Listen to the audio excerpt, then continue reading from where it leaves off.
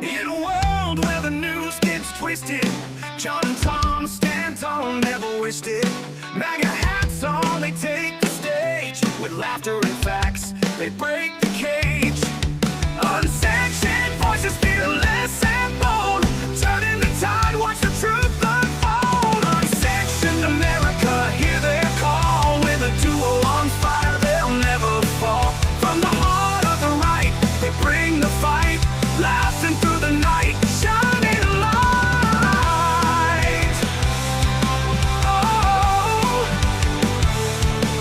debating the nonsense of the woke parade. With every punchline, conservative trade, they tackle the issues with humor and wit. In Unsanctioned America, they won't quit. So tune in tight, let the laughter ignite, as John and Tom clash through the political night. Unsanctioned America, hear their call. With a duo on fire, they'll never fall. From the heart of the right, they bring the fight, lasting through the night, shining light. So tune in tight, let the laughter ignite, as John and Tom clash through the political night. Unsanctioned America, hear their call. With a duo on fire, they'll never fall. From the heart of the right, they bring the fight, lasting through the night, shining light. Oh, together they rise, wear their pride like a crown. In Unsanctioned America, never backing down. Unsanctioned America, hear their call. With a duo on fire, they'll never fall. From the heart of the right, they bring the fight, lasting through the night, shining light. Oh, shining light.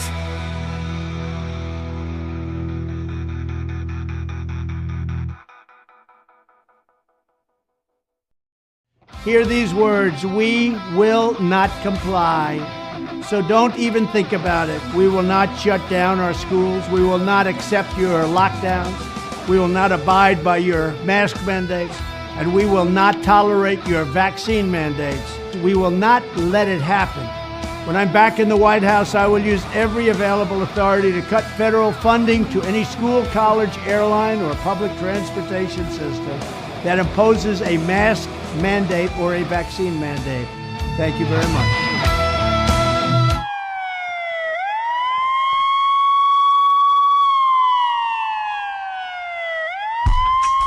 Welcome to Unsanctioned.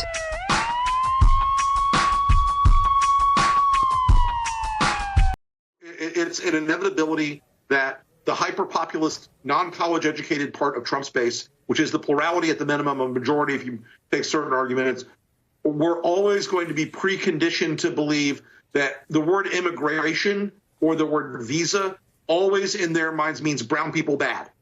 And so they have this belief that you know, the guy with the GED and his fake Oakley sunglasses, his goatee and his pickup truck, you know, the universal Twitter bro that you see in every avatar on Twitter, that guy's thinking to himself, oh, well, I could have been the senior software designer at Google if only it weren't for DEI or immigration. It's absurd.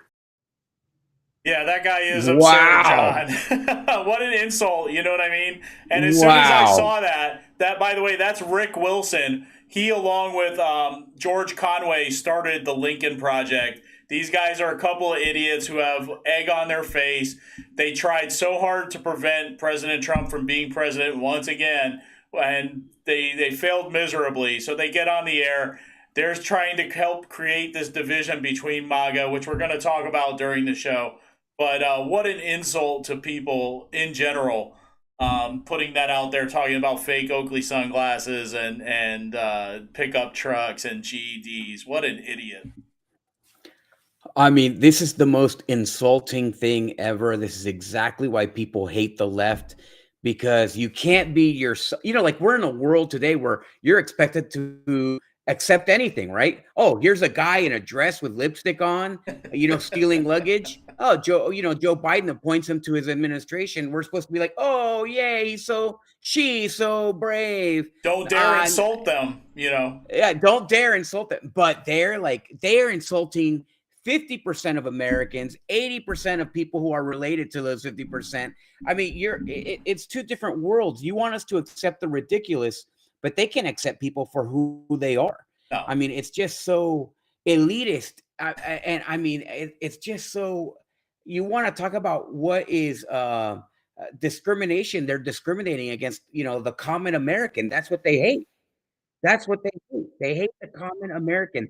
They hate people who go out there, have regular jobs. They take care of their families. They go to church on Sunday, and they're not out there fighting for politics like they are. It's absurd. There is no better word. Yeah, these guys are the type of people who should leave the Republican Party, who should leave. They're not Republicans. They're not Republicans. They're not. They're rhinos, but they call themselves conservatives to name their thing the Lincoln Project. Get out of here. They're not. They're certainly not conservative. They're not even patriotic Americans. No. These people they want for themselves. That's it. They're only worried about themselves. This elitist political class, they're offended by the fact that their words became meaningless when Trump became president the first time.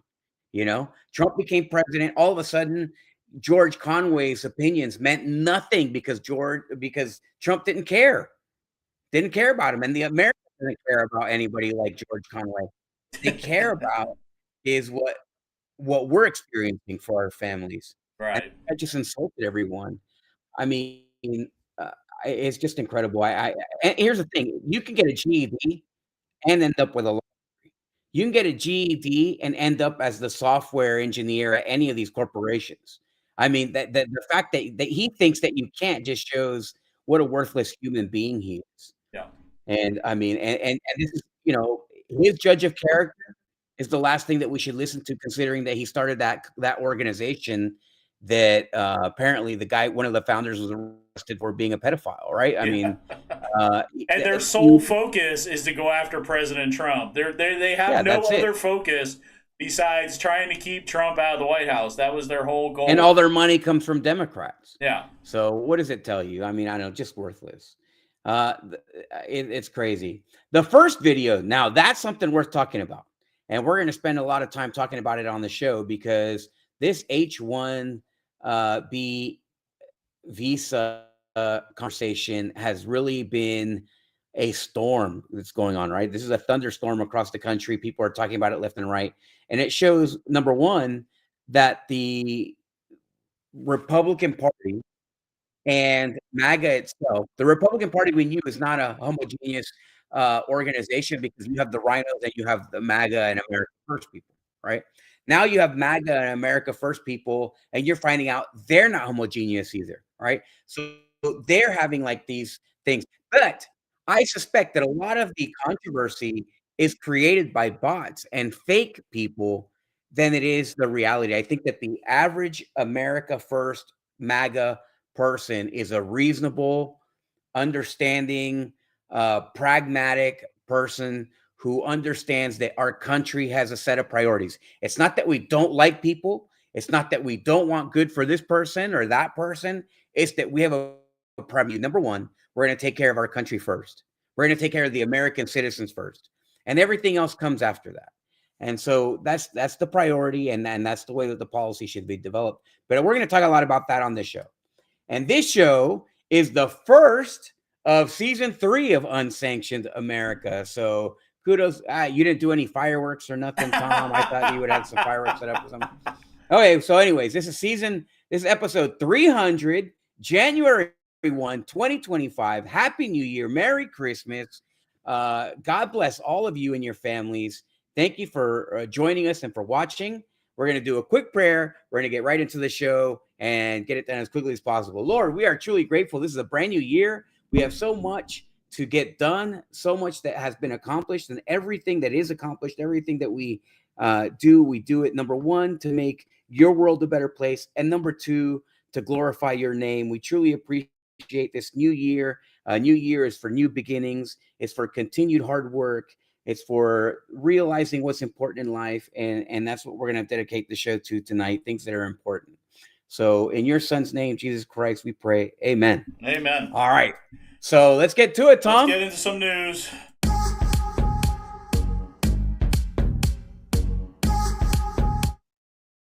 All right, John. Unfortunately, we have to start with this story. This is crazy. You know, as you know, New Year's Eve was yesterday, and sure enough, we had a terrorist attack in New Orleans. Just unbelievable. The numbers keep increasing. The number of people dead from this incident. Originally, when this was put up on the show, it was 12. Now it's up to 15 dead, 30 injured. Just insane. We're learning a lot about the guy and what happened. We're not going to play the video of what happened on the show because it's horrific. You know, you don't need to see this. Although there's plenty of video out there. You can go on any social media site and you can see the video yourself. But we're not going to play the video. But we are learning things about what happened in the area, about the guy himself, and we're going to talk a little bit about that. Like, for instance, John, there was an eyewitness who's saying that the hydraulic steel barricades that are installed in New Orleans down there in response to attacks like this, that they were not raised last night. And people were confused as to why they were not raised. Here's the story. I mean, she was an older Hispanic woman, probably in her mid-30s. She had a wedding ring on her finger. We were that close. I just didn't know if there were kids or, you know, any kids around. No, there was no small. It was 3 a.m.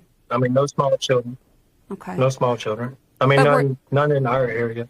Right. Did you see, when you were looking down from the balcony, did you see the truck? Did you see the suspect? Oh, he had been gone. That's what I was telling other news sources. Like, we have these hydraulic steel barriers from past events. Last Mardi Gras, this happened to an extent, maybe not terrorism, but still people getting hit in mass population with vehicles. Those barricades were not on, period. They had the flimsy orange ones that you could just push over with your finger.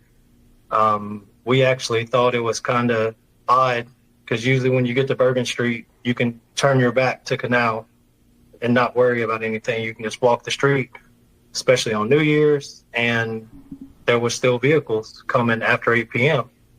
And then, I mean, the fact that they never raised them, that's how this guy was able to get down Bourbon Street so quickly and cause so much damage.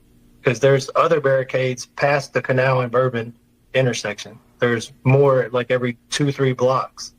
So what was 10 or 15 dead and 30 wounded could have only been maybe 5 and 15. I mean, who can say, but it definitely would have been minimalized because this truck could not go around those barricades. Everything in New Orleans in the French Quarter has a balcony. All the balconies have poles, several steel posts, and there's no going around anything. If that barricade's up, that's a wrap. That's your end. So just to be clear, you're saying that they were just the flimsy orange barricades that weren't up, that yes, they weren't the same barricades there as elsewhere. No, the metal ones were absolutely not engaged. Wow, and that struck you at the time, right? Because there was that 2017 incident with Mardi Gras where a drunk driver drove through, and so from what my understanding is, they increased security measures in that area because of what happened there. But what you're saying is that you didn't see the security that should have been there to protect the revelers. Yeah, we were walking right across it. Like, as you walk down Bourbon, you cross like 5 of them. And then even when you turn off the side streets of Bourbon, there's more. Like, the precautions are there and everything's implicated. You just have to use it. I don't even know what to say to that, John. I mean, they have the equipment to protect people. They didn't use it. It's unbelievable. I mean, that's crazy. That is crazy. That is, this is a huge tragedy. So many people, 15 people. I mean, and there are so many topics that are touched by this terrorist attack. Number one, gun control, right? Obviously, with a vehicle, this guy killed more than the, majority of mass shooters. And during a time, where people are just celebrating unexpected, just like any other situation. And here he comes driving a pickup truck, through the crowd. It's pretty horrific. And I think that the one thing that they don't talk about that I haven't seen enough is the fact that this guy had an ISIS flag on the back of his truck. We saw it in a picture. It's clear as day. The guy has like a PC pipe hanging off of the tailgate, and it's an ISIS flag. Yeah. So it's just horrendous. Yeah, it absolutely is. And that is one of the facts of this, John. The guy has been identified as Shamsud Din Jabbar. He reportedly, yes, had an ISIS flag on his truck. This is verified by the Independent. It says right there, New Orleans attack suspect had an ISIS flag. He is a born and raised Texan. He is an Army veteran and radicalized at some point to ISIS, to carry out this ISIS attack. And reports are saying that he did not act alone. They don't think he acted alone. Yeah, well, the federal government is rarely very good at getting information out quickly, right? They're more concerned with their investigations. And recently, we've been feeling not very confident in the federal government's ability to investigate and tell the truth about things. This came out very quickly. So that's, we can appreciate that. But at the same time, when was he radicalized? What happened? I mean, how did they not know that this guy was on the book? How is it that the federal government is allowed to spy on us, right? They've already, since the Patriot Act was passed, they've been spying on us, specifically, supposedly, according to them, to prevent this type of thing. Right. But they're not very good at preventing the problems that they're saying that they will prevent by curbing our rights. And, I'm pretty disappointed in them. Something like this, it's rare that I can't see that he would be working alone, because how could you plan all this by yourself and keep it to yourself? Right. So at the very least, he must have had a conversation with someone. Yeah. I mean, And the fact that they didn't report him, it's just terrible. Yeah. These are the things that we have to keep an eye out for now, especially with President Trump being reelected. Everybody across the world is reacting to President Trump being elected. And we have to watch out for these things. You have to be aware. Like me, for instance, I did not go out last night. I didn't go anywhere. I stayed in my house. If I wanted to watch the fireworks, I look out my back window. I had to go out into these situations. That's probably for the best for most people, because there's going to be a bunch of drunk people out there driving around. You don't know what kind of trouble you can find. And, just crazy. But unfortunately, John... Well, I mean, again, the gun issue too, for me, this is what everything comes back to my rights, right? And for me, when I can carry, this may not have been, let's say if somebody was carrying, they may not have been able to prevent this, right? Because you're getting run over by a vehicle, and you need the opportunity to react. But let's say something else is happening. If the plan is to destabilize our nation now through terrorist acts, then I'm always going to be armed wherever I go, because I am far more confident in my ability to protect myself and my family than I am in somebody else's will to protect my body or my family. Yeah, absolutely. Well, John, unfortunately, that was not the only terrorist attack that happened, and they're not saying that this is a terrorist attack yet. But, a Tesla Cybertruck exploded outside of Trump Tower in Las Vegas, Nevada, and we can show this video. No one was injured, thankfully, but crazy.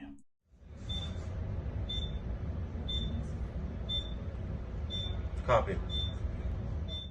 Now, that was taken from a CCTV camera from across the street, and obviously that was meant as a message. Already some other people are saying that they believe that this was a message pointed at President Trump and Elon Musk. So, number one, how Elon Musk can turn off your car if you annoy him, and they don't know that somebody stole a Cybertruck? This doesn't make any sense. It does not make any sense to me. Well, Number one, that video. Musk came on X and said that this thing was rented. It was a rented Cybertruck. We're finding out more about this from Elon Musk than we are from the local authorities or the feds. But yes, it was a rented Cybertruck. He's saying that there's no way that this thing exploded on its own the way it was, that this was intentionally done, that there was some kind of explosive device inside that Cybertruck. Well, clearly there were fireworks there, right? This was a very odd explosion. You and I were talking about it in the prep. I've seen dozens of explosions. I've seen cars explode. This one looked almost like AI, like a created video to me, the way that it exploded. It could have just been funny angles and whatever, but it just didn't seem. But this was fireworks. This was not like, it wasn't like a bomb. It wasn't like a piece of artillery or anything like that, right? So this was a bunch of mortars from what I read. It was basically firework mortars, which can be anywhere from like baseball size to golf ball size.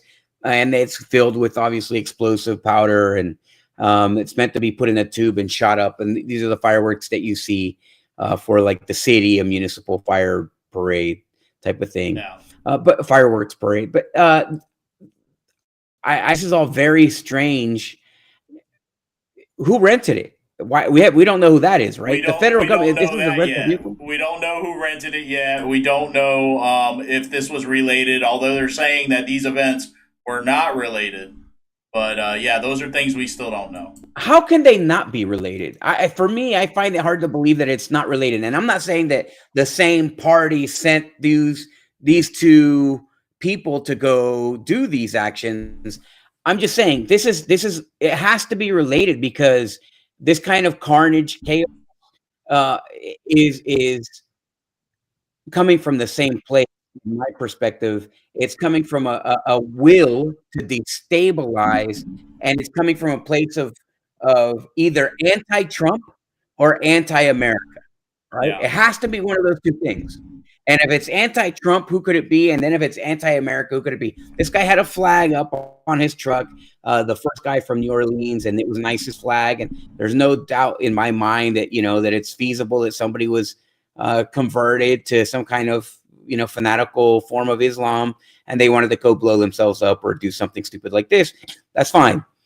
But blowing up something in front of Trump Tower, that speaks to a whole different level of will, right? Of intention. Yeah. And that's like against our country, against the president, to destabilize our economy. The aims are different. Yeah. But I mean, who knows? Maybe the guy just forgot to put up the ISIS flag. On the truck. Who knows? You just yeah, that could be true. Or maybe it was, and then here's a conspiracy. No, I didn't read anything. I don't have any intuition that tells me this. This is not what I was talking about earlier. But you never know. Now in the world where conspiracies are just as likely to be true as something else, I mean, who knows? This could have been the death throes of a government losing power over the federal bureaucracy. Yeah. Right. I mean, I wouldn't be shocked by that. Would you be shocked to find out that this was all coordinated by the CIA after what the federal government and the 3-letter agencies have done over the past 40 years, 16 years? No, not at all. Not at all. Nobody's going to be like, oh, no, the CIA did that. How could whoever know? No, everybody's going to be like, man, how could we were like, I knew it was them. No. So, I mean, it's just a terrible time right now. And thank God Trump was elected, because otherwise they would be using this as an excuse to take away our guns, to take away our vehicles, to, shut down social media, God knows what else. Yeah. And I think at this point now, and I know President Trump's a smart man, he's going to take steps to protect himself. I think, like I said, we see this is happening already. This is day one.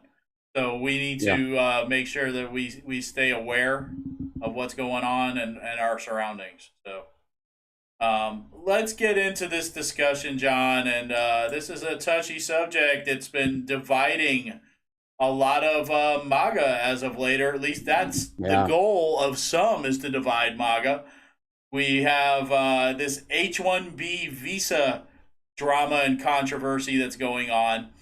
Let's just start from the top, all right? And I don't know if this is what triggered it, what started it, but Vivek Ramaswamy posted this on X, and this is what he had to say. And it's a little bit long, but we'll go over it. The reason top tech companies often hire foreign-born and first-generation engineers over Native Americans isn't because of an innate American IQ deficit, a lazy and wrong explanation. A key part of it comes down to C-word, culture. Tough questions demand tough answers, and if we're really serious about fixing the problem, we have to confront the truth. Our American culture has venerated mediocrity over excellence for way too long, at least since the 90s and likely longer. That doesn't start in college, it starts young. A culture that celebrates the prom queen over the math Olympiad champ or the jock over the valedictorian will not produce the best engineers. A culture that venerates Corey from Boy Meets World or Zach and Slater over Screech and Saved by the Bell or Stefan over Steve Urkel in Family Matters will not produce the best engineers. Fact, I know multiple sets of immigrant parents in the 90s who actively limited how much their kids could watch those TV shows precisely because they promoted mediocrity. And their kids went on to become wildly successful STEM graduates. More movies like Whiplash, fewer reruns of Friends. More math tutoring, fewer sleepovers, more weekend science competitions, fewer Saturday morning cartoons. More books, less TV, more creating, less chillin'. More extracurriculars, less hanging out at the mall. Most normal American parents look skeptically at those kinds of parents. More normal American kids view those kinds of kids with scorn. If you grow up aspiring to normalcy, normalcy is what you will achieve. Now close your eyes and visualize which families you knew in the 90s or even now who raised their kids according to one model versus the other. Be brutally honest. Normalcy doesn't cut it in a hyper-competitive global market for technical talent, and if we pretend like it does, we'll have our asses handed to us by China. This can be our Sputnik moment. We've awakened from slumber before, and we can do it again. Trump's election hopefully marks the beginning of a new golden era in America, but only if our culture fully wakes up. A culture that once again prioritizes achievement over normalcy, excellence over mediocrity, nerdiness over conformity, hard work over laziness. That's the work we have cut out for us rather than wallowing in victimhood and just wishing for or legislating alternative hiring practices into existence. I'm confident we can do it. So that was his post that kind of set things into motion, John. And I can understand why some would get upset about that post and some of the wording. That's hard to hear. It is hard to hear, John. It's hard to hear. And I think many of us do have fond memories of the 90s, you know, especially us in Gen X that grew up or spent our teen years in the 90s, you know. Come on, the 90s are the best. Let's not even get that debate started. There's no option. You know, so you hear Vivek putting it down, and you're like, whoa, wait a minute, buddy. You know, I have very fond memories of the 90s. How dare you talk so bad about the 90s? But he does make a point in a lot of what he's saying. Yes, absolutely. Our schools have failed our kids, and we've seen this. You've seen this firsthand as a school board member, that the schools are failing the kids. They're worse now than they were back then, but even back then they were pretty bad. I can admit that. You know, I didn't do well in school personally, and I felt that was because I wasn't challenged. It wasn't challenging to me. It just seemed kind of mediocre. And certainly not fun. No. And I don't know. What are your thoughts on what Mr. Vivek had to say? So I think that this is an incredible situation where you have somebody speaking truth, and it's something hard to hear, right? And maybe Americans aren't the best at something. And then that's offensive because Americans want to achieve Here's the thing. We don't celebrate mediocrity. We revel in it personally, but we aspire to greatness and we admire greatness, but it doesn't require all of us to achieve it. In China right now, every kid is expected to be great at something. You're going to be great at something, period. We're going to train you from the time you're 2.5 years old till the time that you're an adult so that you can be great at something at least better than the Americans are. Yeah. When that's the competition, it's no longer okay for us to sit back and raise our kids to be, you can be okay being a fry cook because we're going to legislate $25 an hour minimum wage, right? Yeah. That's not a solution for a country to be successful. And what Vivek is saying about, the prom queen over the, math nerd or whatever. Okay. Yeah. But let me tell you something. Americans aren't like prom queen over the math nerd. The best of Americans are the ones who are the prom queen and the math nerd. Those are the people that we really admire. Yeah. And that's not the portion of our culture that is seen on TV. Right now, you have stupidity on TV. You turn on TV, the people that Hollywood is highlighting is the people that China wants for us to be, because that's what they can compete against easily. The greatest generation, they were our football players. Listen, the people that go to West Point and leave the Army are people who are the captain of the football team. They're the lead role on the play. They are the math Olympiad. They get the straight A's. They go out and they do community service, and then they end up going to West Point because that's how you get into West Point. Yeah. Right. The problem is when we send them to Harvard, which is what we wanted.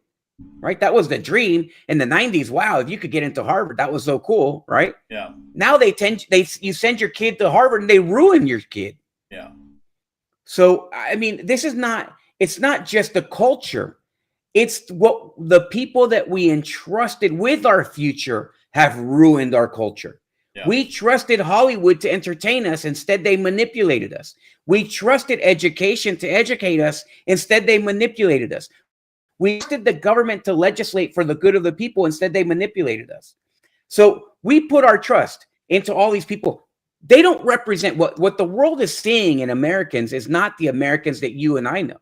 What they're seeing is the output of these evil social engineers who are creating this impression that they want us to swallow, which the American people just rebelled against, right? And they want us to be so that China can easily come and devour us. And I think that it's true. There's some truth to what Vivek is saying, but Vivek what he didn't mention, which I think would have made it easier for Americans to digest, is if he had mentioned the fact that the American people for 200 years have been the best at everything, the best at raising cattle, the best at farming, the best at sewing, the best at everything, and not just on an intellectual level. We could be Ben Franklin. We could have a beer. We could fight our wars. We could produce rockets. We could do those things before. Yeah. And you weren't looked down upon for being smart. You were expected to achieve everything. You were expected to be what's called a Renaissance man. You were expected to be able to be a warrior and an artist and a musician and a mathematician and a philosopher. And I think that our country can go back to that. But we have to be able to listen to people like Vivek who say, listen, the reason that Indians get it a little bit better and easier is simply because that's their focus. And we shouldn't be offended by that. Yeah. No, and I agree. I agree. Yes, we should be offended by that. But we also see these people that are running the 7-Elevens and things like that. And, China, as far as China goes, we know that they lead, for the most part, miserable lives. And not everybody that's in China is the smartest person in the world. They have a lot of people working in factories like slaves that want to jump out of windows and kill themselves because they hate their lives so much. Literally, not even figuratively. They have literal slaves in China. Yeah. All right. So, I mean, you're 100% right. But yes, I think people, and this is the thing that was wrong with Vivek's message, is the delivery. All right. Like I said, we have fond memories of the 90s. Life should not be miserable. And I think a lot of people relate that stuff to misery, is like constantly just working towards these goals. And that's not the case. You got to find the thing that you enjoy. You have to find the thing that you enjoy that gives you some type of joy and be very, very good at it. That's the goal. And some of these things. Yeah, go ahead, John. I'm sorry. Well, I think that you're so right about this. You and I, as Gen X, are the last combined generation of what you just said. Our parents and our grandparents, right? For them, it wasn't about happiness. If you ask them, they're just like, oh, so what made you happy back then? They're like, happy? What are you talking about? I lived according to the expectation of me, right? I got married because I got pregnant. I got this. I had kids. I had to go get a job because I had to feed the mouths. It was like, it wasn't about happiness. Why did your dad and I get along? Because we were married and we had to stay together, and it was expected that we would die together. Yeah. So we were spending together. If you talk to our generation, we're like, we have those expectations of ourselves, but we also have the pragmatic view that these millennials and Gen Zs have, which are, I'm not going to do any of that crap. Yeah. I'm going to put my feet up and I'm going to play video games. Why? Because the government's going to give me $25 an hour. I'll work at McDonald's. I don't need to own a house. I don't give a crap about that. Yeah. You know, I mean, so it's like you and I, our age, our Generation X is like the central balance. Now, the people before us, they're also holding on to power like we've never seen before. People used to retire and leave, and they would leave it to the next generation. Generation X has been robbed of the opportunity to leave for this reason. The reason it's important is because now we're being passed over, and everything's going to the millennials and Gen Z. Their expectations are completely different.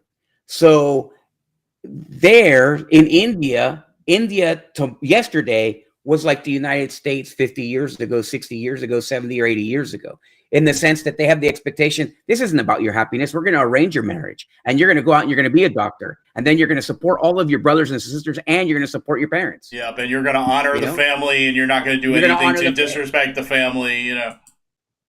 It's just that deal. It's that deal. Exactly. And you don't think that there's an advantage to that? Of course there is. And it's not their happiness. They sacrifice their happiness so that they can achieve what our kids are getting now, which is to be spoiled brats. Yeah. Right? So, you know, I mean, we have to come back to a certain sense of reality and of achievement. We still have to fight for our country. That's the reality. Wake up, America. We still have to fight for our country. If we can't be men, and listen, men know the expectation on a man isn't that you be happy, right? People love and respect a man only when he's providing. Otherwise, you're not providing the value that innately, instinctually is expected of you. Yeah. So we have to keep fighting as men for our country, because all these other countries are fighting for their family still. And now we have a bunch of men wearing dresses in the United States, putting lipstick on and stealing women's luggage. So, you know, we have to change that. And I think that, you know, that's what our American society is doing. So it's not just about HB1. It is about what Vivek said, culture. And what do we want the American culture? I'd say, let's go back 250 years ago, because the culture of George Washington, where you're willing to stand up and fight for your country, and where you're at the same time, you can read a book, and at the same time, you can plant a field, and at the same time, you can, you know, write some poetry and write some governing laws. I mean, that to me is a better America than what Hollywood is telling us we are today. Absolutely. So, John, you know, it did kind of start with that post where it kind of kicked the dirt up, but then Laura Loomer kind of kicked the dirt even more. It got worse and worse and worse. Yeah, and then she went ahead and she posted about this anti-Trump tech bro with an Asian wife who wants to influence the Trump admin to flood our country with H-1B visa workers so that American jobs are given to foreigners instead of hardworking Americans. Who is she talking about? Well, she's talking about David Sachs, number one, who's a venture capitalist, who is going to be the next, the AI czar in the Trump administration. But she was also upset about Sriram Krishnan, who's the incoming senior policy advisor for AI for the Trump administration. She went ahead and posted this post, which said, hey, Sriram, his handle on X, what is this? Why did you donate to Kamala Harris's presidential campaign less than 1 month before the 2024 presidential election? You didn't even vote for Trump. Now you want to infiltrate his admin. Have you seen this at Real Donald Trump?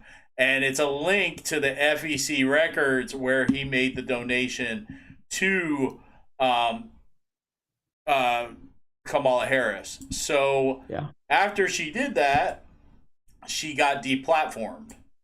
And, well, she also wrote this, you know, cry more, donated to Kamala Harris less than 1 month I won't allow him and his tech bro friends to infiltrate the Trump admin. I worked too hard to get Trump elected.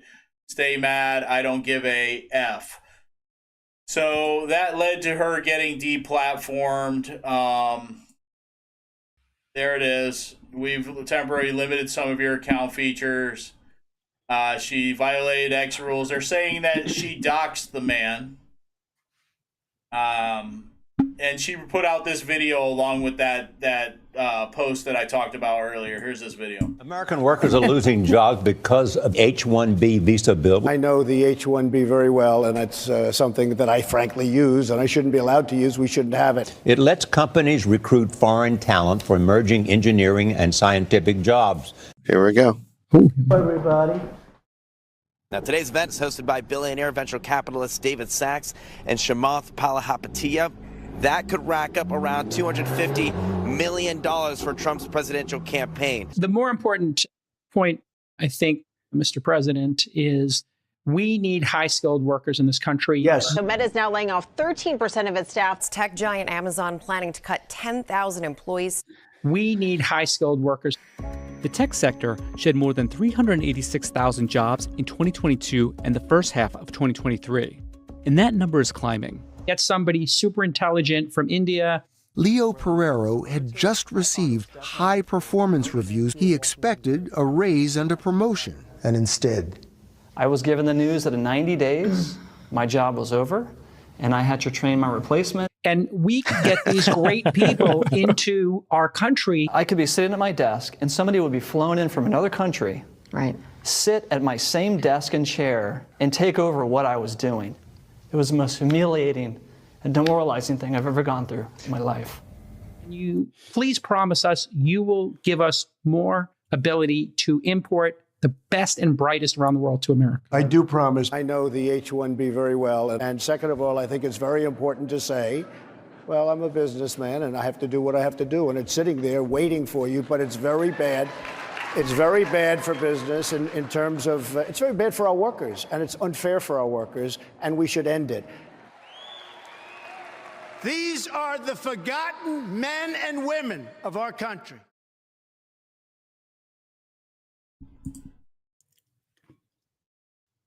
And they are forgotten, but they're not going to be forgotten long.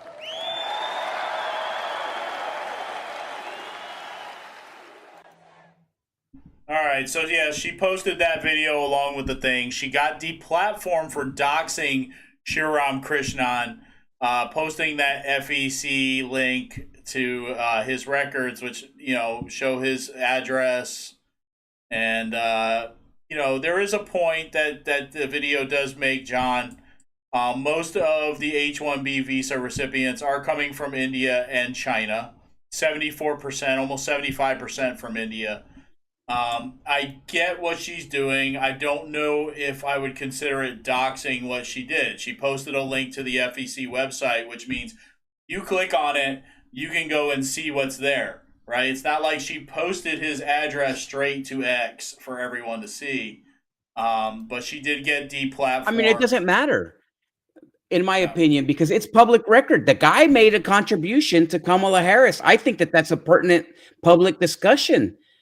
I mean, how can she be deplatformed for this? Now, listen, as full disclosure, I was just limited. I was just suspended. They literally used the word suspended. I had the same notification that she had, and mine was that I said that I would like to, somebody said, would you listen to Beyonce for, you know, stop listening to her if somebody paid you money? And I put down, I would pay $100 to put her in a little boat and push her out to sea. And so they suspended my account for 7 days for saying that. So here's the question. That's okay. You don't like my joke. You're going to suspend me. Fine. But she's making critical public speech about what that means and the associations. She's taking a public document by our government and she's putting it up for the public to see. That is fair. And not even expressly, but even if she did, to me, if she had put a picture of his slip that had his address and saying that she gave $1 million, he put it on the public record. How can she be deplatformed for that? In the end, she was deplatformed because she offended Elon Musk. She hurt his feelings. And that's exactly why we can't be deplatforming people. That's exactly the reason that we cannot be taking people's rights away. You hurt somebody's feelings, and then they can just push you off.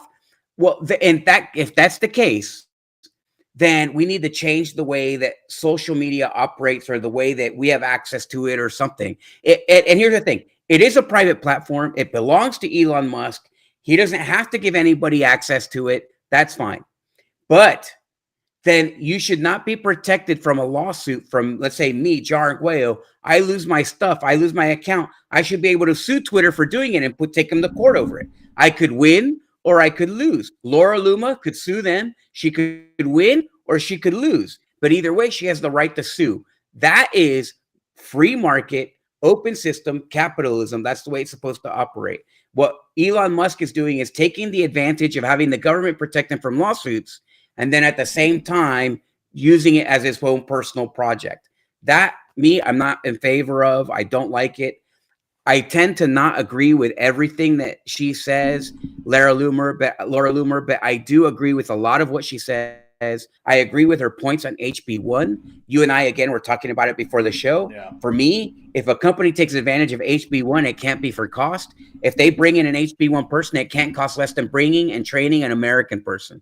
If you're going to hire an Indian or a Chinese person or a Russian person or anyone from the Baltics or whoever, somebody from Nicaragua even, then it has to cost you as much as it does to hire the American. That cannot be a profitable thing. So that money, let's say that they get paid less, it costs them less to train them, they're already done, the school's already done, whatever, and here's what it costs to do an American, then that gap right there, that gap should go towards training and preparing the American in education to assume that role, so that it doesn't have to go to a foreigner, essentially.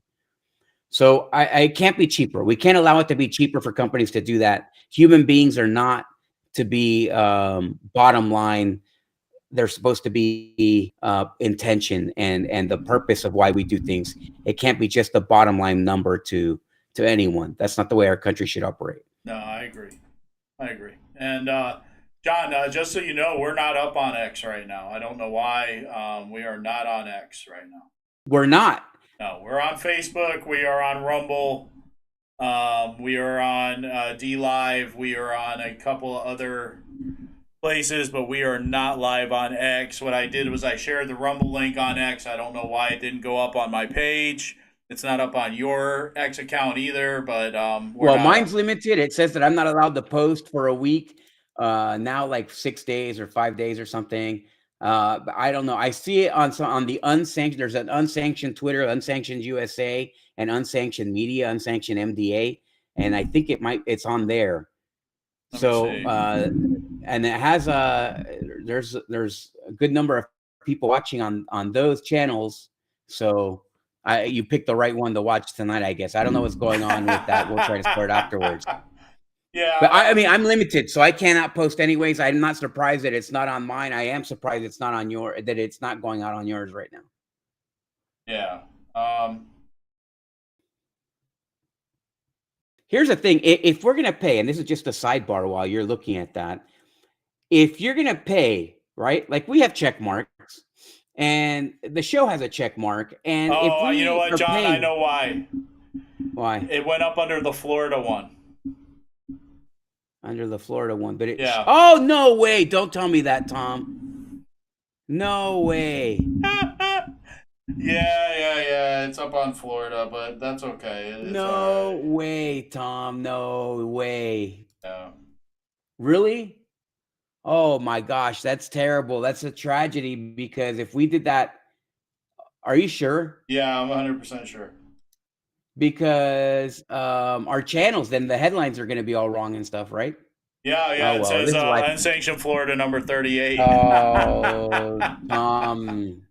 Oh man. Okay, well, let's continue, and then we'll drop it live again tomorrow on the right one. Yeah. I mean, we are live online. We are live on and Rumble. The titles on Rumble will be fine. Okay, well. All right. So there you go. But anyway, Vivek did post again, restating and saying things a little bit more clearer on how he felt. And he said, I've said it countless times in the last 2 years. We'll say it again. The H-1B system is badly broken and should be replaced with one that focuses on selecting the very best of the best, not a lottery, pro-competitive, no indentured service to one company, and debureaucratized. That makes sense to me. That makes sense to me. But then Elon posted this, and I guess he was getting a little upset about all this. He says, the reason I'm in America, along with so many critical people who built SpaceX, Tesla, and hundreds of other companies that made America strong, is because of H-1B. Take a big step back and F yourself in the face. I will go to war on this issue, the likes of which you cannot possibly comprehend. Now, the quote he says, the F yourself in the face, that is a quote from a comedy movie. I think that he was trying to be funny, but serious at the same time. He was trying to say it in a funny way. But Laura Loomer is very upset that she got deplatformed. She's not deplatformed completely, but they took away her blue check mark. Her account was limited. Yeah, they took away her blue check marks. They took away her subscriptions. She's demonetized, and she wants that back, of course. Well, she went ahead and because there's a lot of debate over why she got deplatformed. I'm going to call it deplatformed because, let's face it, she lost everything that meant anything to her on X. So she asked the AI, Grok, which is Elon Musk's AI. She asked it, why was Laura Loomer's blue checkmark removed from her account on X? Grok answered, Laura Loomer's blue checkmark was removed from her account on X due to her public criticisms of Elon Musk, particularly regarding his support of H-1B visas and his relationship with China. Loomer accused Musk of removing her verification badge and deactivating her subscriptions as a form of retaliation for her outspoken views on these topics. This incident sparked a broader discussion about free speech on the platform, with some users' reports suggesting that Musk's actions might have been in response to her criticisms. However, Musk has not directly addressed these specific claims, but has labeled Loomer a troll, implying her actions might have been seeking attention rather than engaging in serious discourse. Now, still, she didn't get her blue check mark back, even though she has come out. She has apologized for posting that post with the SEC link. Why? I don't get it. Okay, so I mean, well, she did go on. There is an X space that is active almost every single night, being hosted by a man called Adrian Dittman. A lot of people, including the MSM, are claiming that this guy is Elon Musk. Now, he does sound quite a bit like Elon Musk. I don't know that it's him. Elon Musk says it's not him. He hosts an X space called The Conversation, and it's almost every single night this X space is up. What time? I'm going to go in there and complain to him myself. It's on right now as we speak. It's on. Oh, man. Hopefully it's... Yeah. Yep. It's got 1,300 people in there, and Adrian Dittman is hosting right now. I've listened in on them, and I actually listened in on the night that they had Laura Loomer in there. They had Laura Loomer in there talking to them. Now, Dittman... What? Yeah, Dittman... How wild.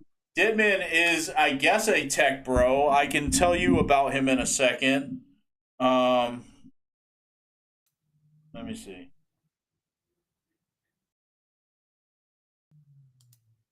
I am following him. It doesn't say what he does or anything. It says he's about science and technology. But other guys from X, like Ian Miles Cheong, were in there with Laura Loomer, and they were really giving it to her. They were beating her up about it, and she said she was sorry. She didn't mean to offend anybody, but she is concerned because, big tech has been, silencing conservatives for the past 10 years across social media. Yeah, she's right, 100% she is. right. Well, Dittman and them were saying that it's not big tech in general, it's certain heads of big tech, and they don't include Zuckerberg or Bezos. Give me a break. Including Elon Musk. Yeah. I mean, how can he exclude himself from that company if, from the company of these execs who are silencing when he just silenced her for getting on his nerves? No. It seems that way. I mean, it does seem that way. I just. Yeah, but it does. Absolutely. It seems that way. But anyway, there is confusion. The MSM, actually, NBC News actually put that out, talking about Adrian Dittman and Elon Musk being the same person. Now, I don't know. Who knows? You know what I mean? I don't know. But Laura Loomer is still upset that she did not get back her blue check mark. She actually went on Steve Bannon's War Room. This is what she's had to say since. Well, you have to understand the philosophy that all of these tech bros and the technocratic tyrants and the billionaires who come from this very oppressive society in Silicon Valley subscribe to in order to understand what their long-term goals are for infiltrating the White House. And so it really all begins with the fact that they subscribe to a neo-reactionary political movement, otherwise known as dark enlightenment. And essentially what that means is that they want society to operate like a corporation. They believe that the most high IQ people, the tech elites, the wealthiest people in our country should be the people who are leading our society. And so what they really want is they want a country that operates like a corporation with a CEO monarch. And so you have people who have unlimited resources, billionaires in Silicon Valley, who are controlling the flow of information, who subscribe to a philosophy that is really trying to advocate for the elimination of democracy, the elimination of a constitutional republic, and the implementation of monarchy in America.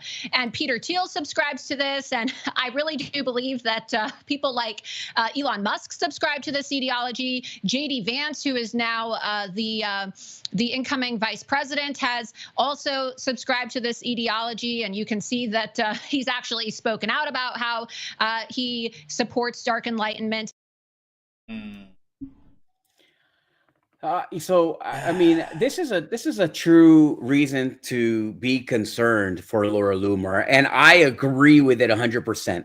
I don't want to sacrifice. We all know why we became MAGA, right? We all have our reasons, and I'm not willing to allow those reasons to be hijacked by Elon Musk, because Elon Musk has, you know, some concern or whatever, or has ulterior motives other than saving this country.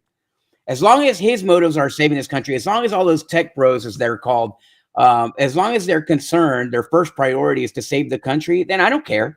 I don't care if they're a part of it or not, right? Who does? Right. But if their concern is to, you know, benefit themselves the way that they've shimmied up and gotten rug burns on their knees with all these other administrations by giving a whole bunch of money and so on, and then making themselves billionaires, no, that's not what the MAGA movement is about. That's not about that at all. It's not about all these ulterior motives. It's about the motive of fighting for our country and putting our country first. And so I agree with her. And you know me, right? As soon as I hear somebody thinking that they're better than somebody else, it really ticks me off. I don't, you know, like dark enlightenment, you know, I mean, who do they think they are? You know what, though, I don't John, need them. You know what? She goes about talking about this dark enlightenment and saying that Elon Musk believes in this ideology and that J.D. Vance believes in this ideology. I think she's taking it a little bit too far by saying that Musk and J.D. believe in this. She doesn't know that. Just because J.D. Vance said that he thinks that David Sachs is a good dude doesn't mean that he believes that America should be a monarchy led by technocrats. I think that's where she loses the conversation, where people kind of will look at her like, you know what I mean? I don't know. I understand the concern. I get that 100%. I get the concern. But you have to remember that President Trump is here to protect the republic. He's not going to let technocrats take over and change this into some I don't even know what to call it. Dark enlightenment. Yeah. I don't know. Well, that's exactly, you're 100% right. But that's why people don't give her credibility sometimes, right? That's why that's what they use, and that's what they hold against her, right? Like that's the weapon that they have against her. That's her kryptonite, is that she goes way beyond. But here's the thing: when I'm talking about what her core message is, now does she go, oh, JD? I don't know JD Vance. I don't know what he believes. I don't know that he believes that. I don't know that she does either, right? Yeah. But the bottom line is this a nightmare? is having these technocratic monarchy in control of. And here's the thing: I'm not worried about it while Trump is president. What happens after Trump is president? Yeah. Right. What happens when J.D. Vance runs for president? Is J.D. Vance going to cave to all these guys like Elon Musk and whatever, and turn our what gave us hope for a utopia into a dystopia? Yeah. You know, and so I don't know. I mean, I don't believe that. I just think that it's their responsibility to address their concern. Elon Musk is not too good to answer to the American people. That's the point I'm after, right? If an American says, you know what, I really don't like the fact that Elon Musk has so much business in China, and that's where half of his wealth comes from, and then to expect for him to sacrifice that, maybe he would, I don't know. But it's a conversation. It's worth having a conversation. And Elon Musk better not deplatform me for saying that. He better just address my concern, or tell me to F off, and he doesn't have to. Yeah. Right? Yeah. Which is fine. Every man can do that in the United States. But it's worth the conversation, you know, and she's not crazy for raising the issue. She's crazy for the way that she goes about it. Yeah, no, and that's what I was saying, is that the way it comes out, her message, her delivery, just including those names and putting that out there. If she just talked about dark enlightenment and these tech bros, all right. But then you include Elon, you include JD, and it's kind of like, now you're speaking for other people. That's not what you should be doing. But yes, it is a concern. And I think that, and in Elon's defense, he spent $44 billion to provide us with a free speech platform. Yes, absolutely. Right? And he put $250 million into the Trump campaign. He has earned a seat at the table.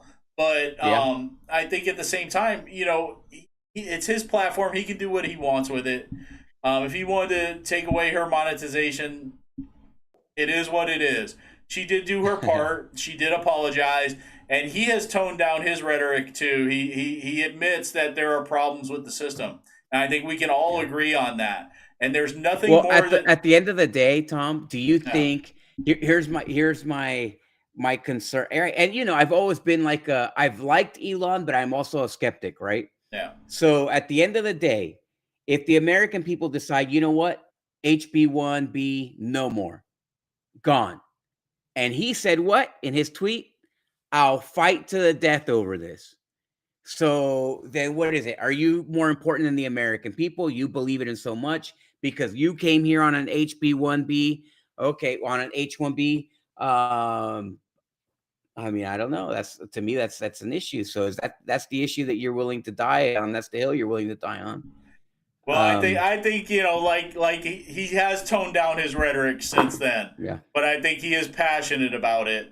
And I understand, and I think that that's where the division is that people are taking it fully one way or fully the other way instead of coming in the middle and saying that, you know what, yes, we do need the best and the brightest here. We do need to win the technology race. We do need to win the AI race, because whoever wins the AI race, they're taking it all.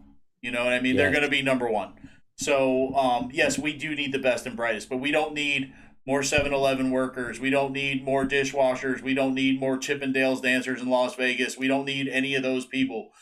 That's not what this. You don't need to extend prosperity to other people in other countries. It's Right. not about prosperity.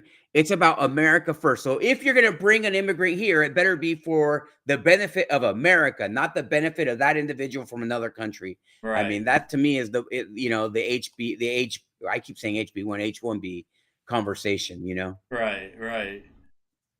Absolutely. Well, you know, President Trump has come out and he has doubled down on his support for H-1B visas, which, you know, I don't know. It is a little bit different than what he has stated before. And this is what he had to say. He actually said this last night. Why'd you change your mind on H-1B visas, sir? I didn't change my mind. I've always felt we have to have the most competent people in our country. We need competent people. We need smart people coming into our country. And we need a lot of people coming in. We're going to have jobs like we've never had before. But sir, you said you changed your position. You plan to go to the Carter funeral next? Nah. Somebody tried to call him out and say he changed his position. Somebody asked him about the Carter funeral. I hope he doesn't go. I mean, he shouldn't. I mean, what does it matter? They told him that he stole the election and that they didn't, I mean, they were. I am not a big fan of Jimmy Carter. We don't know that President Trump changed his position. Yes, he doesn't want the American worker to lose their jobs. But at the same time, we need to win the technology race. We do need to win the AI race. And I think he realizes this. He's not a dumb man. Well, here's an alarming statistic. China is graduating more engineers than the United States is graduating people for everything combined. Wow. Okay. So when you can't just be like, oh, I don't want any immigrants here, or, like the caricature, they try to caricature people, with the fake Oakleys and whatever. No, China is graduating more engineers than the United States is graduating everything combined. So H-1B, it needs to be used as a weapon to defend the United States, not as a weapon against the United States. That's all. As long as we're doing it in a manner that puts the United States first, I think we'll be okay with those visas. And it's not, and we can't stop. Look, Italy. Italy has a great president right now, but they're also suffering a population collapse. They're paying people to move to the country to take over houses that are abandoned because the families have died off. We don't want that in the United States. So immigration is not bad. The problem is that we can't have an open border with a bunch of terrorists coming. You can't have an open border where it's nothing but people we don't want to be just an agricultural community, right? And we're only importing people from Mexico to pick fruits and stuff. That's not what we're looking for. We have to have a balanced and diverse economy that will be sustainable, and we have to be ahead of the technology game so that we can be the most powerful nation and continue being the most powerful nation. That's right. And that involves immigration. But I'm okay with a complete and total stop on immigration until the Biden fiasco has been resolved, because until the deportations happen and we get out the garbage. Yeah, we take out the garbage. Yeah. It's got to happen. Get rid of the garbage. Get rid of the garbage. Stop sending aid to the countries that don't take their people back. I mean, we need to resolve that problem, and it can be done. It's going to be super expensive too. Yeah, absolutely. All right, some bad news for President Trump, though, John. Unfortunately, the Federal Appeals Court upholds the $5 million verdict against President Trump in this E. Jean Carroll case. And here's the video. Crazy. I do want to take you on to some breaking news that we are following at this hour, as a federal appeals court has now upheld a $5 million verdict that E. Jean Carroll won against Donald Trump when a jury found the U.S. president-elect liable for sexually abusing and later defaming the former magazine columnist. The decision was issued by a 3-judge panel of the Second U.S. Circuit Court of Appeals in Manhattan, and all of this information here is coming in from Reuters. Now, the May 2023 verdict stemmed from an incident around 1996 in a Bergdorf Goodman department store. It was in a dressing room there in Manhattan where Carroll said Trump raped her. And an October 2022 Truth Social post where Trump denied Carroll's claim as a hoax. Though jurors in federal court in Manhattan did not find that Trump committed rape, they awarded the former Elle magazine advice columnist $2.02 million for sexual assault and $2.98 million for defamation. A different jury ordered Trump in January to pay Carroll $83.3 million for defaming her and damaging her reputation in June 2019 when he first denied her rape claim. In both denials, Trump said he did not know Carroll. She was, quote, not my type, and that she fabricated the rape claim to promote her memoir. He's appealing the $83.3 million verdict as well. Yeah,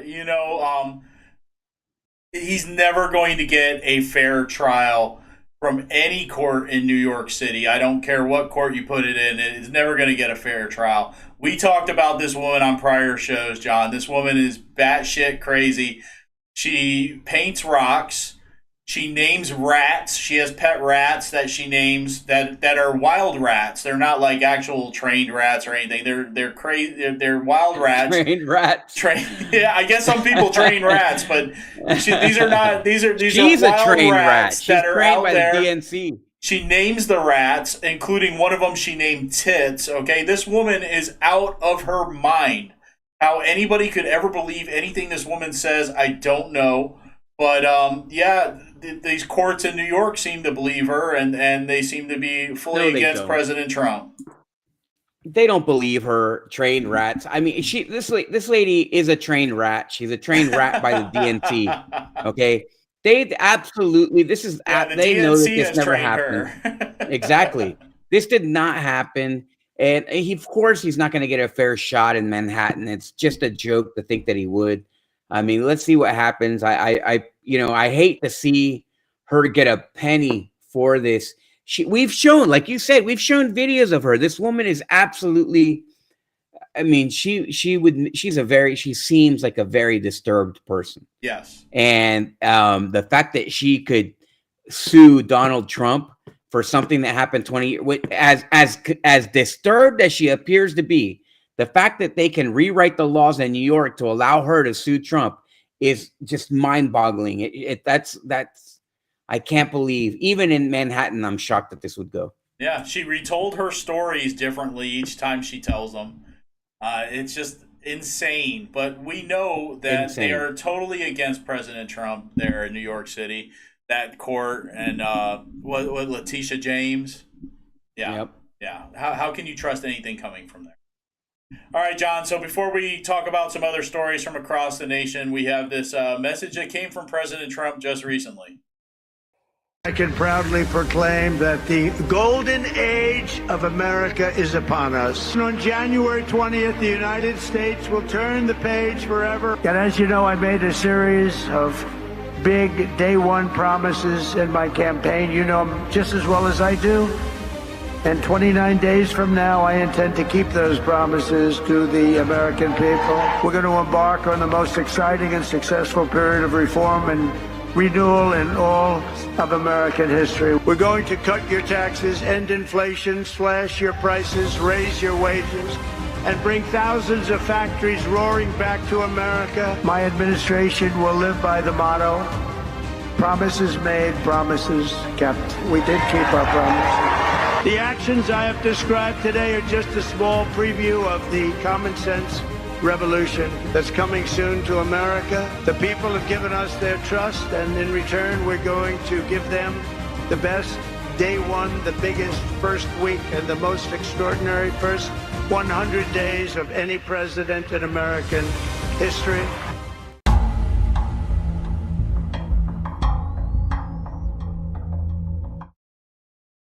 All right, John, and we are looking forward to President Trump assuming the office and an exciting first week, first 100 days, too. I think it's going to be incredible. And, yeah, we're all looking forward to that. So, John, last night was New Year's Eve, and unfortunately we had the two queens, Andy Cohen and Anderson Cooper, hosting the ball drop in New York City once again. Unfortunately for us, if you were watching it, I didn't watch it. I didn't watch it. I didn't even know about it. I think that the only reason I would have seen it is because the comedian made fun of him, which is just a hilarious clip. If you had not brought it to my attention, I would have never known it. No, and I mean, not me neither. Comedy gold. Yeah, we missed this, which was Whitney Cummings. Anderson Cooper standing there completely speechless after Whitney Cummings says Dems couldn't hold a primary because they were too busy holding up a dead body, and it went on from there. Watch this. 24 election fried our brains. The Democrats couldn't hold a primary because they were too busy holding a body up, right? Are we still rolling? Am I off? Go for it. It was amazing that the pro-choice party didn't give their voters one when it came to the presidential candidate. Kamala was forced on us so hard you'd think she was patented by Pfizer or Moderna, whichever one's, oh God. Andy just gave me a very scary look. No! I love going around the country because you see that Americans really are more reasonable than they would be portrayed. Absolutely, They're pretty great, and I'm 100% playing bigger and bigger venues now. I thought being a mom would mean that less people would want to come see me. I'm now playing, you know, like 3,000 seat theaters, awesome. which is about the viewership of CNN these days. Well, Not nice. this show, though. Nice. All eyes are on this show. Wow, you're awesome. Not this show, though. Yeah, that show. Yeah, when she said that, Anderson wasn't quiet anymore. He was like, "Oh, yeah." He said, "Nice." Yeah. Oh, yeah.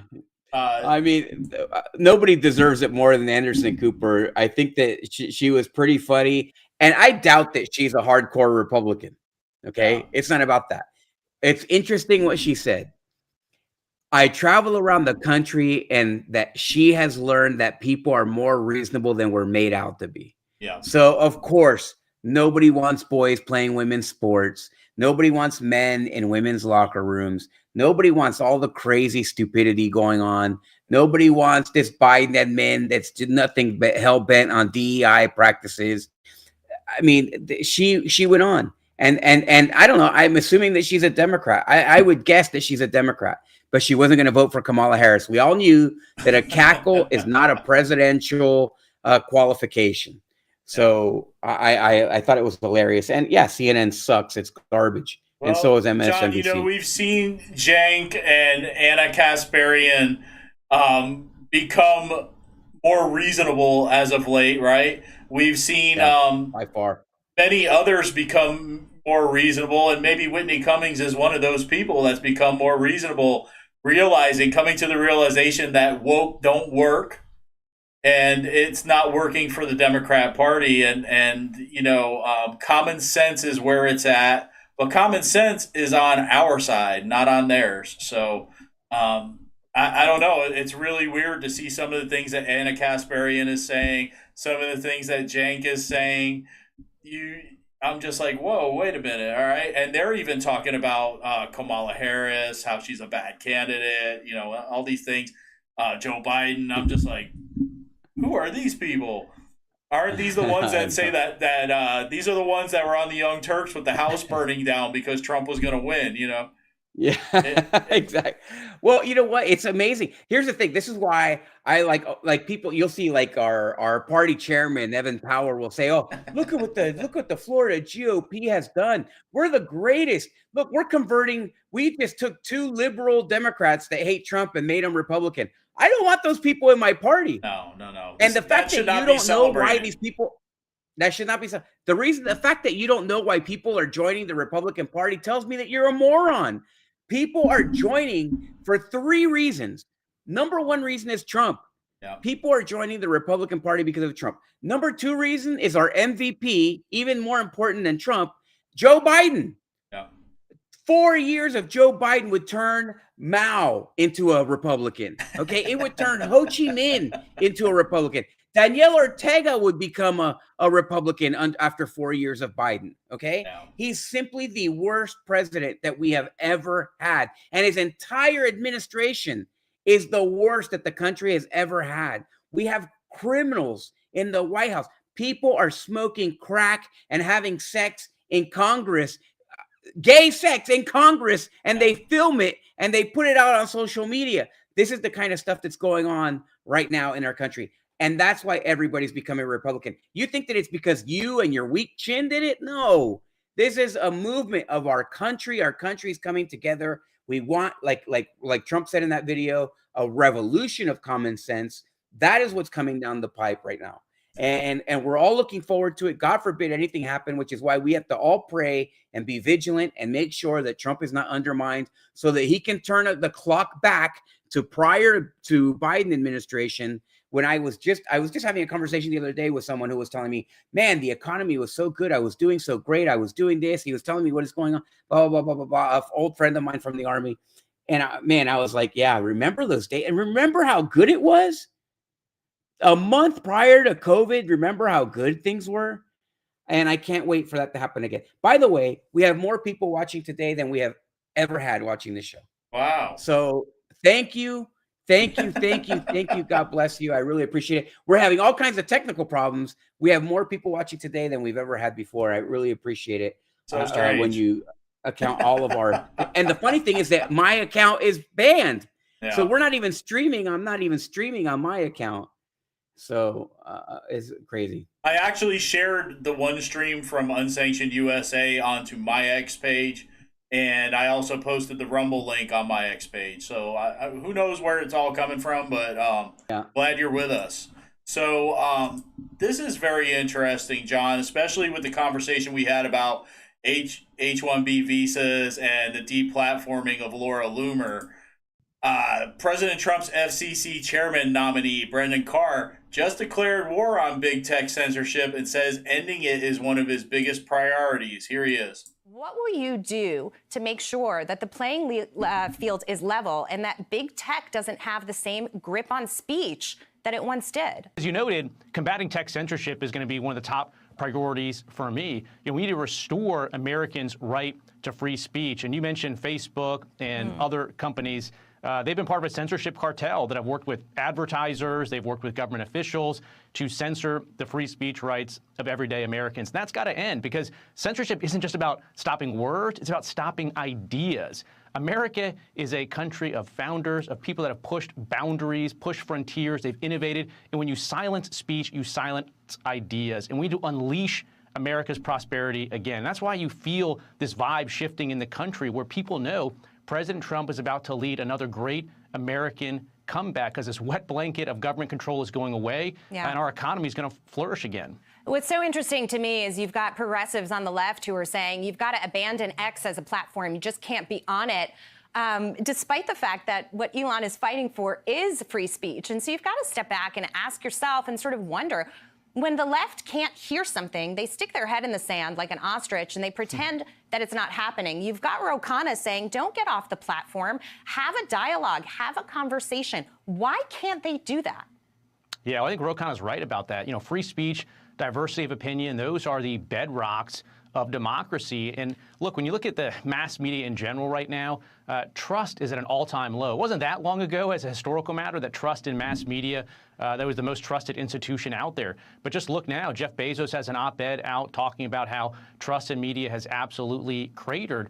And the problem, to your point, is that people continue to try to move into these silos and they don't want to engage in robust exchange of ideas. You see that on X, as you noted, but I think it's part of what you see in a lot of mainstream media, is this refusal to engage with a variety of ideas, and people are tuning that out.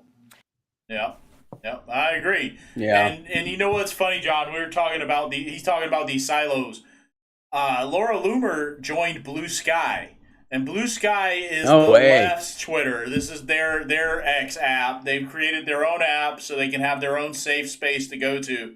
Laura Loomer joined it, I guess for whatever reason. 1 hour after she joined it, she was kicked out. She had not even posted a thing. No way! Yeah. You're kidding. Yeah. Wow. Let's go join. Let's start broadcasting on Blue Sky. We'll be off in 2 minutes. Once the broadcast goes live, after 2 minutes, it's done. Oh, it's that done. is so scary. I hate to give them one more person, but yeah. I mean, let them have Blue Sky. That's fine. If you want to go there, you can't stand and debate with people you don't agree with, then go there. Go there. We're not going to miss you. X, for the most part, besides what happened recently, and hopefully that'll be worked out, because at the end of the day, we know that there's nothing more that the MSM and the liberals love more than a division between MAGA conservatives. Yep. And this goes for the dissimps, and I'm sorry if that offends anybody, but if you're still holding on to the fact that Governor DeSantis is not the president of the United States, you are a dissimp, and you're not helping things. You're a never-Trumper. You are a divider of the party and the platform and the direction that the country is going in. And they are the ones. They are the ones pushing this. They're pushing it very hard, John. I've seen it on X myself. I've engaged with a few of these dissimps, fighting with them back and forth. It's just absolutely ridiculous. Let it go. You're not doing the man any favors, and if he wants to run in 2028, you're going to ruin it for him. Stop holding on to this. It's done. It's over. He couldn't even win Iowa, and he wasn't going to win Florida either. I'm sorry, I went off on a rant. But anyway, these people, they're just unbelievable. DeSantis people here they're loyal people, right? They're loyal people. They're loyal to DeSantis. Half of them are paid by DeSantis, I think, because it doesn't make a lot of sense, the things that they're saying. You can have the discussion, but you can't hold on to the past, man. He lost. Yeah. The guy lost. You don't. And here's the biggest thing. The biggest thing about what's going on with that. I want to know why DeSantis is not doing something right now to resolve the war of the elephants. If he were, there's people saying, "Oh, he would be the greatest president. He would be doing so much better than Trump is." Right? Hasn't even been sworn in, but he would do so much better than Trump. He would do so much better than Trump. He would do so much better than Trump. That's the reoccurring theme I hear. Okay, fine. He would be doing better than Trump. Why isn't he doing anything about the purge of real Republicans out of the party instead of the establishment rhinos? Right now, he's showing that he is an establishment rhino protector, if nothing else. Yeah. And if he's going to choose these rhinos over the grassroots Republicans who are joining the party in droves, then how could he if he can't resolve that problem? You think I'm going to trust him to go fight with the tech bros? Yeah. Yeah. And No, John, this is something that I brought up in my arguments with these people. Is that there are things happening here in the state of Florida that you know nothing about. And some of these people are from Texas. They know. One of them's from Texas. He calls himself Dr. Pepper. You saw that. And there was another one that was from someplace else.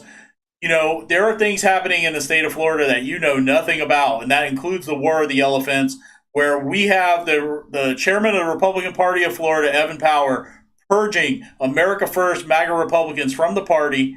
And Governor DeSantis has not done a single thing about it. And believe me, he knows about it. He knows it's happening. We've talked about this at length, John. He knows it's happening. He's got to know. He's got to know that there's a call for Evan Power to be removed.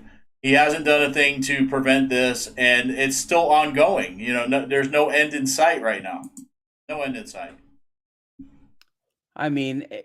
He's allowing this to happen. He's watching it happen. He can't say, "Oh, he doesn't know about this." He knows about this. When the party does it across, you can see that even probably some people that have DeSantis's contact information are reaching out to him or saying it. They're seeing it in the media. You have what happened in Osceola County this week. Which we're going to talk about it on the Florida show. That's huge news. What happened there?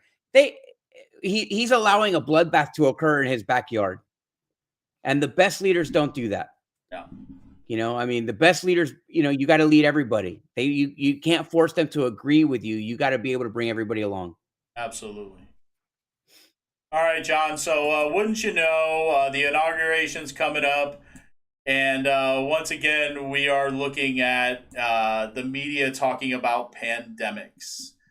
CDC announces first severe case of bird flu showing mutations, prompting experts to warn that we may see another pandemic. Can you believe it, John? Here it is. Here's a story. Concerning new CDC report on the first severe human case of bird flu in the U.S. Samples taken from a patient in Louisiana show mutations that could make it easier for this virus to spread from person to person.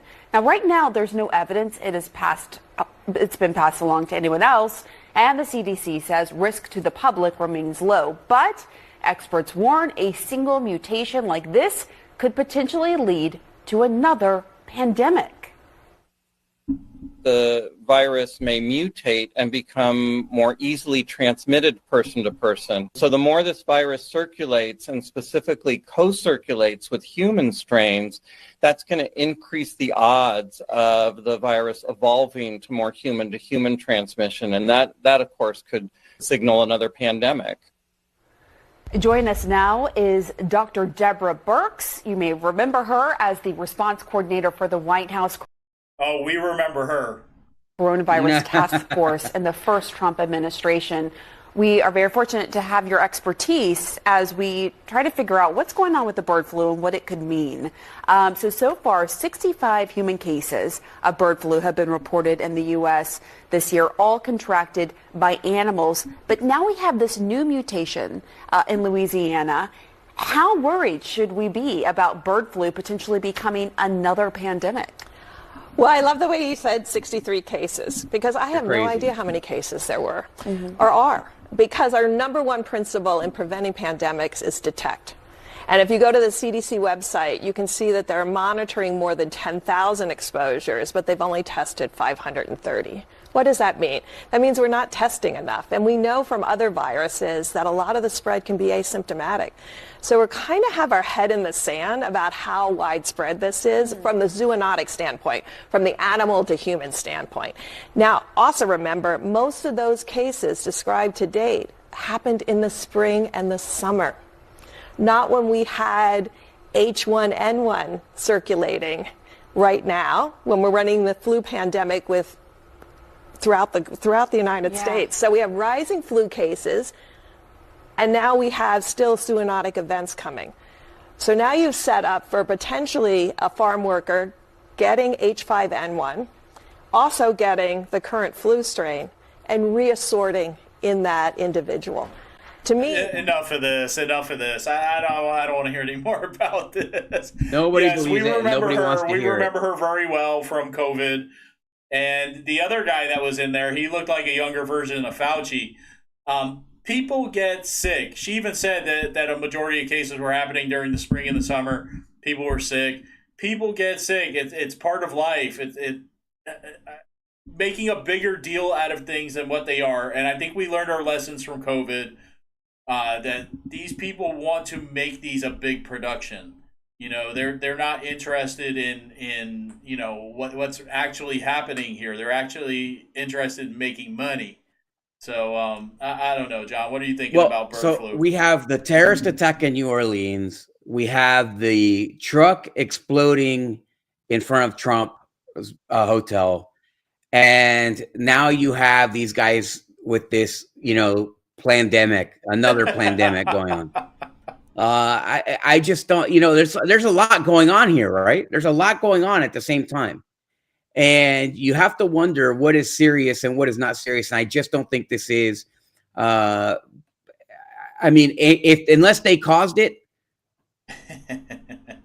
I mean, come on, let's do this. If we want to resolve this bird flu, go put Fauci in jail and watch how it disappears. I don't have any basis with which to trust the federal government on this, and that's why I'm glad to see the video from Trump saying that we're not going to do it. We're not falling for it. Yeah, absolutely. And we're not going to. So good. Enough of this. Enough of this. Yep. But we do have these hype creatures out there. We had another one appear on Face the Nation.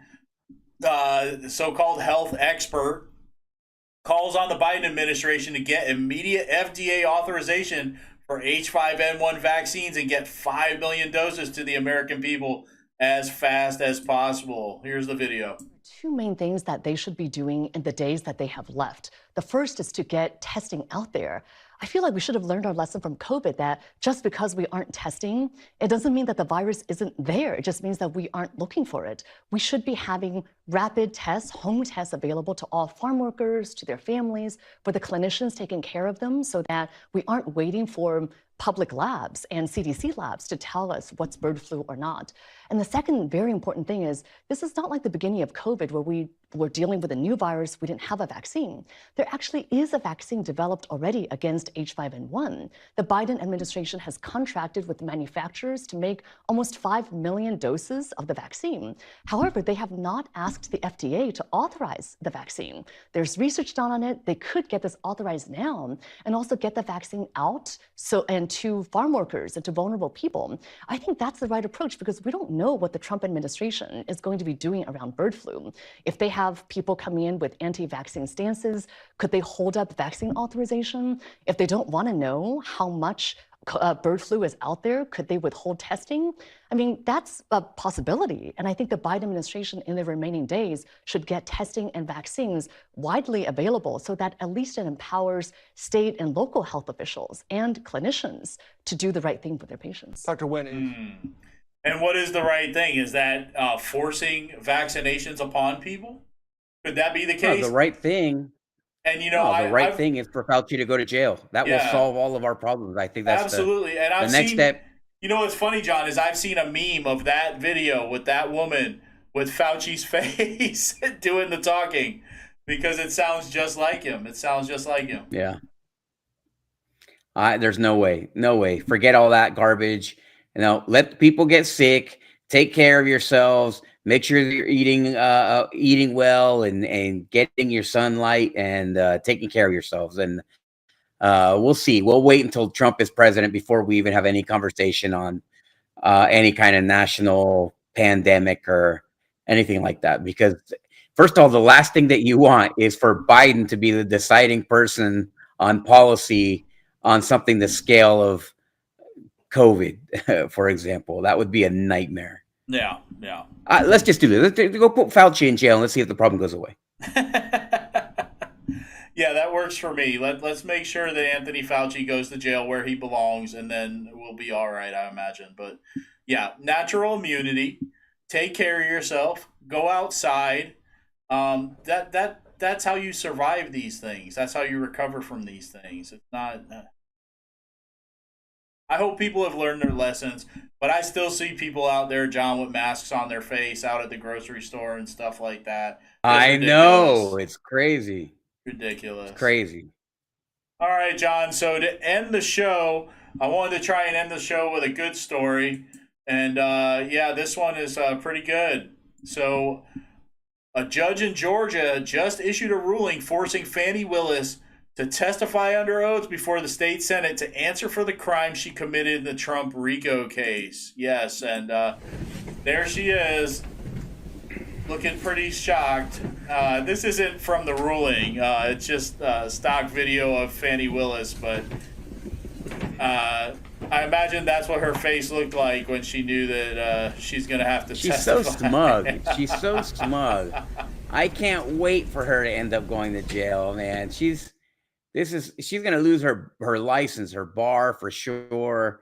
I mean, so smug, so arrogant.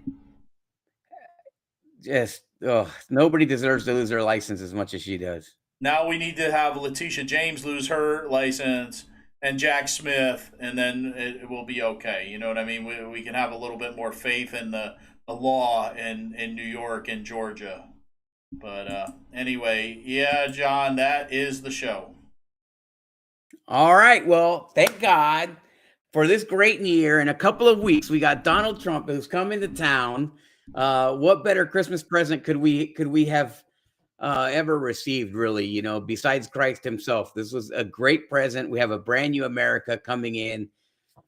Let's never see these Jimmy Carter Biden days ever again. And thank you for everybody who's watching. As I said, we have the biggest numbers that we've had watching this show. So we had a little hiccup there with the titles. They may not match what our conversation is about, but nonetheless, you'll get the picture. Just watch. And so thank you. We'll see you here. I don't know when we're going to do the Florida show, but that's going to be big. We have an update on all and we do have an update on the War of the Elephants. A big one. What happened? I don't know. When was this? Last night or 2 nights ago? I can't even remember anymore. But 2 nights ago, big news on War of the Elephants. Let's see what Weak Chin guy up there in Tallahassee, Evan Power, has to say about that. A lot of threats have been made. But I mean, what do they threaten? They have nothing, and they're not a government entity. They're just a bunch of jokesters with no morals, trying to make things happen for themselves. The lobbyists. Nobody's really, lobbyists. In other words, lobbyists. So thank you for joining us. Thank you for following. Please like and share the show. Make sure that you're following or liking on whatever platform you're watching on, and we'll see you here soon. Well, I mean, I was entertained, to be honest. I think it is rich beyond measure. The fact that a school board member that has tens of millions of dollars of conflict of interest before this board has the courage to come up here and talk about anyone's behavior. If anyone should be ashamed of themselves, sir, it should be you. And I'm in favor of you being able to speak your mind, no matter what. That's how we get. Remember when you were kids, right? And you had a problem with somebody, and then your dad would kick you out to go fight with that kid, and then you shake hands, and then you go home, and then you become friends with